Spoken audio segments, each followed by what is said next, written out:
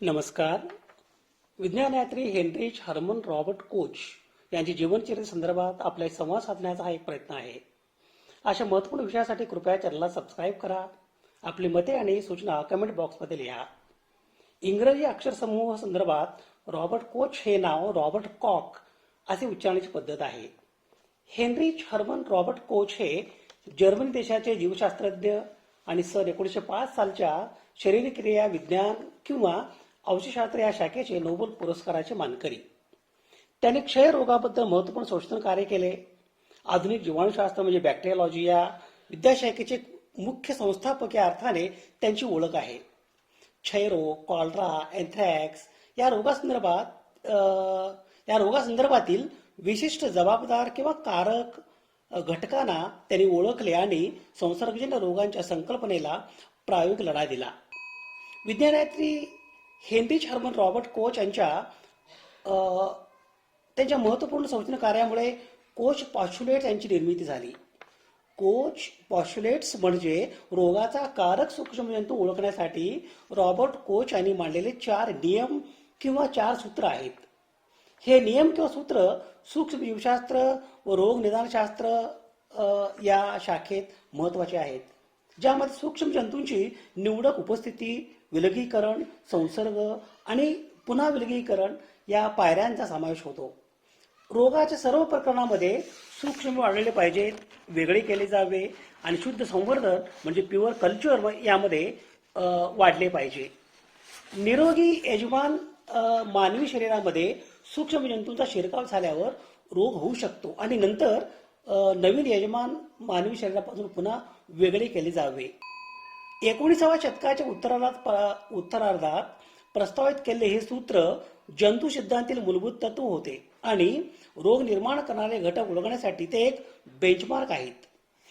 Coach पॉस्ट्युलेट्स मधील पहिल्या सूत्रानुसार सूक्ष्म जंतू संसर्गाची खात्री करण्यासाठी सूक्ष्म जंतूंची बाधा झालेल्या रोग्याच्या रक्त किंवा थुंकीमध्ये सूक्ष्म जंतूंची प्रत्येक तपासणीत सूक्ष्मजीवांचे नमुने सातत्याने आढळणे आवश्यक आहे, परंतु निरोगी व्यक्तीमध्ये ते अनुपस्थित असावे. कोच पॉस्ट्युलेट्स मधील दुसऱ्या सूत्रानुसार तो सूक्ष्म जंतू आजारी मानवी शरीरातून किंवा प्राण्याच्या शरीरातून वेगळा किंवा आयसोलेट करता आला पाहिजे आणि शुद्ध संवर्धनात म्हणजे प्युअर कल्चर मध्ये वाढवता आला पाहिजे. कोच पॉस्ट्युलेट्स मधील तिसऱ्या सूत्रानुसार शुद्ध संवर्धनात वाढवलेल्या सूक्ष्म जंतूंना निरोगी प्राण्यात टोचल्यावर म्हणजे इनॉक्युलेट केल्यानंतर तोच आजार झाला पाहिजे. कोच पॉस्ट्युलेट मधील चौथ्या सूत्रानुसार आजारी प्राण्याच्या शरीरातून तो सूक्ष्म जंतू पुन्हा वेगळा करता आला पाहिजे म्हणजे तो मूळ सूक्ष्म जंतू सारखाच असावा. विज्ञानयात्री रॉबर्ट कोच यांचा जन्म 11 डिसेंबर 1843 रोजी क्लॉडटेल या जर्मनी देशातील शहरात झाला. हायस्कूलमध्ये कोच यांना जीवशास्त्र या विषयाची आवड निर्माण झाली. त्यांनी सन 1862 मध्ये गॉन्टिजेन विद्यापीठात प्रवेश केला. त्या काळात गॉन्टिजेन विद्यापीठातील जेकब हेनली यांचा वैद्यकशास्त्र शाखेवर फार मोठा प्रभाव होता. सूक्ष्मजीवांचे संक्रमण रोगास कारणीभूत या शीर्षकांतर्गत रॉबर्ट कोच यांनी जेकब हेनली यांच्यासोबत एक संशोधन कार्य प्रकाशित केले. रॉबर्ट कोच यांनी सन 1866 मध्ये गॉन्टिजेन विद्यापीठातून उच्च सन्मानासह वैद्यकीय पदवी मिळवून काही काळ लँगहेंजेन या शहरात आणि नंतर राक्वेच या खाजगी तत्वावर वैद्यकीय सराव केला. सन 1870 मध्ये फ्रँक प्रुशियन युद्धादरम्यान रॉबर्ट कोच यांनी स्वेच्छेने जर्मन सैन्यात भरती झाले. त्यांनी युद्धभूमीवर जखमी सैनिकांवर उपचार करणारे डॉक्टर म्हणून काम केले. 2 वर्षानंतर ते कोल्च वोल्स्टाईन या शहरात जिल्हा वैद्यकीय अधिकारी या पदावर कार्यरत झाले.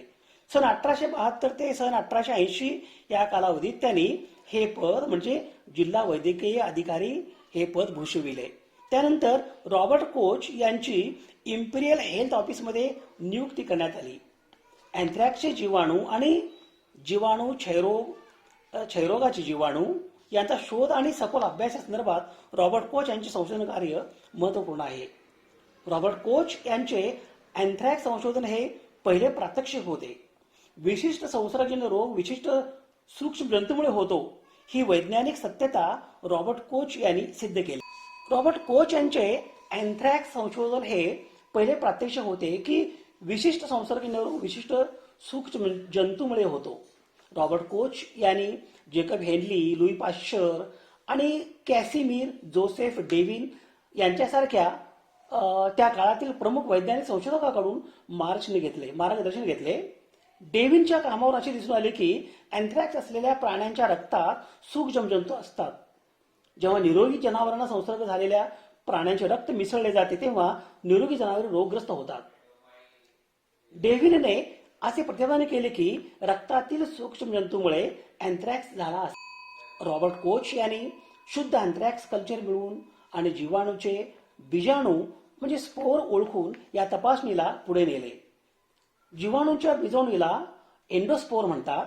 या प्रतिरोधक पेशी उच्च तापमान, कोरडेपणा आणि विषारी उत्प्रेरक एन्झाईम किंवा रसायनांची उपस्थिती यासारख्या कठोर परिस्थितीत वर्षानुवर्षे टिकून राहू शकतात. रोग निर्माण करणाऱ्या किंवा सक्रियपणे वाढणाऱ्या पेशीमध्ये विकसित होण्यासाठी परिस्थिती अनुकूल होईपर्यंत बीजाणू किंवा एंडोस्पोर सुप्त अवस्थेत राहतात. रॉबर्ट कोच यांच्या संशोधनाच्या परिणामी अँथ्रॅक्स जीवाणू बॅसिलस अँथ्रेसिस याचे जीवनक्रम किंवा जीवनचक्र ओळखले गेले.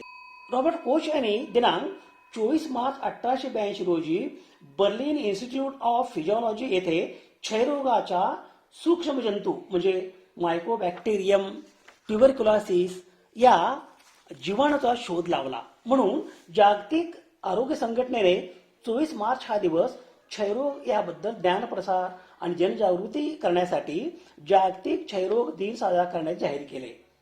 क्षयरोग हा सहज बरा होऊ शकतो परंतु तो सुप्त पडून राहू शकतो आणि वर्षानुवर्षे आढळून येत नाही. त्यामुळे जनजागृती करणे महत्वाचे आहे. क्षयरोग हा एक जीवाणूजन्य आजार आहे. क्षयरोग हा आजकाल बहुधा पूर्ण बरा होणारा आजार आहे. एकेकाळी हा रोग दुर्धर समजला जाईल. सामान्यतः या आजाराला टीबी किंवा ट्युबरक्युलोसिस म्हणून ओळखले जाते. हा आजार मायकोबॅक्टेरिया या प्रकारच्या जीवाणूमुळे होतो. क्षयरोग हा एक जीवाणूजन्य आजार आहे. क्षयरोग हा आजकाल बहुधा पूर्ण बरा होणारा आजार आहे. एकेकाळी हा रोग दुर्धर समजला जायचा. सामान्यतः या आजाराला टीबी किंवा ट्युबरक्युलोसिस म्हणून ओळखला जातो. हा आजार मायकोबॅक्टेरिया या प्रकारच्या जीवाणूमुळे होत असतो.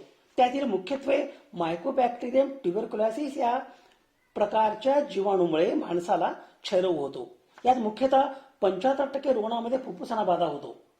काही रुग्णांमध्ये इतर सुद्धा अवयवांना ही बाधा होऊ शकते. साधारणपणे 35% किंवा जास्त लोकांच्या शरीरात क्षयरोग जंतू वास्तव्य करून असतात. पण या सर्वांना क्षयरोग होतो असे नव्हे, कारण हे जंतू निद्रिस्त अवस्थेत असतात म्हणजे सुप्त अवस्थेत असतात. पण शरीरातील प्रतिकारशक्ती कमी झाल्यास हे निद्रित अवस्थेत असलेले जंतू किंवा सुप्त अवस्थेत असलेले रोगजंतू जागे सुद्धा होतात आणि रोग पुन्हा वाढू शकतो. क्षयरोग हा आता सांगितल्याप्रमाणे मायकोबॅक्टेरियम ट्युबरक्युलोसिस नावाच्या जंतूमुळे होणारा अत्यंत संसर्गजन्य असा रोग आहे. इसवी सन 1882 साली रॉबर्ट कोच यांनी क्षयरोगाच्या जीवाणूचा शोध लावला. त्यांचा प्रबंध जागतिक शास्त्रज्ञांच्या परिषदेत मांडला गेला आणि रॉबर्ट कोच यांच्या संशोधन कार्यासाठी दिनांक 24 मार्च रोजी मान्यता मिळाली. म्हणून दरवर्षी 24 मार्च हा दिवस जागतिक क्षयरोग हा दिन म्हणून सर्वत्र साजरा केला जातो.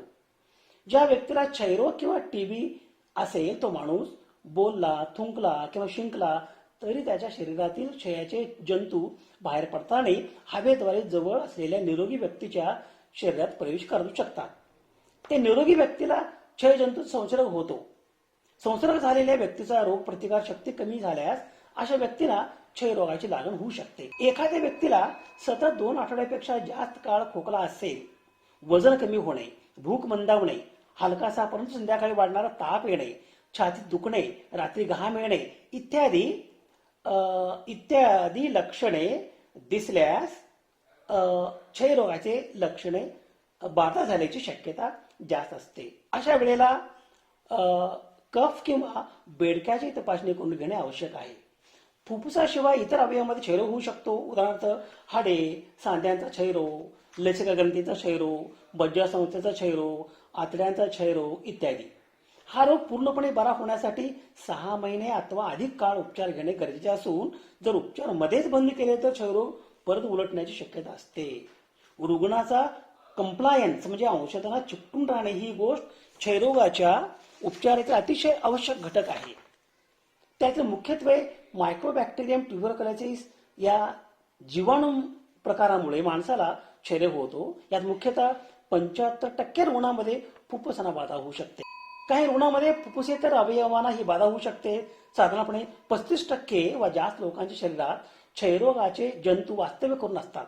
पण या सर्वांना क्षयरोग होतो असे नव्हे, कारण हे जंतू निद्रित अवस्थेत असतात.